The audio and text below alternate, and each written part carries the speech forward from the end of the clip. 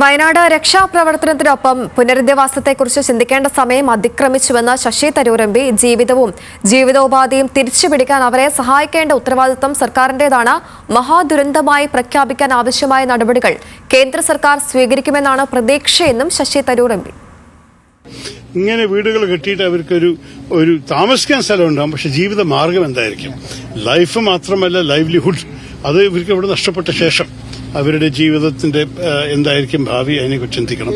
കുട്ടികൾ, അനാഥനായ കുട്ടികൾ, അവരെക്കുറിച്ച് ചിന്തിക്കണം. അവരുടെ അച്ഛനമ്മമാർ പോയിട്ടുണ്ടെങ്കിൽ അവരുടെ ഭാവി എന്തായിരിക്കും, അവരുടെ പഠിപ്പ്, അവരുടെ വിദ്യാഭ്യാസ മേഖലയെ കുറിച്ച് എന്താ ചെയ്യേണ്ടത്, അതിനെക്കുറിച്ച് ചിന്തിക്കണം.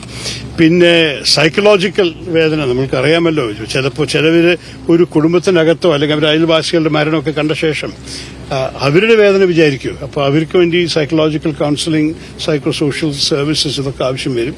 പിന്നെ ലോങ് ടേം റീഹാബിലിറ്റേഷൻ നിങ്ങൾ പറഞ്ഞ പോലെ അവർ ഭാവിയെക്കുറിച്ച് ചിന്തിക്കണം. പിന്നെ ഈ സ്ഥലങ്ങളെക്കുറിച്ചൊക്കെ നമുക്ക് എന്താ ചെയ്യേണ്ടതെന്നാണ് പ്രശ്നം. നമ്മൾ കേന്ദ്രത്തിന് ഒരു പ്രഖ്യാപനം വരുന്നു എന്ന് കേട്ടു, ഡ്രാഫ്റ്റ് നോട്ടിഫിക്കേഷനായിട്ട് 10,000 സ്ക്വയർ കിലോമീറ്റർ വയനാട്ടിലും വെസ്റ്റേൺ ഘാട്ട്സിലും ഒരു ഇക്കോളജിക്കലി സെൻസിറ്റീവ് ഏരിയ ആയിട്ട് പ്രഖ്യാപിക്കാൻ.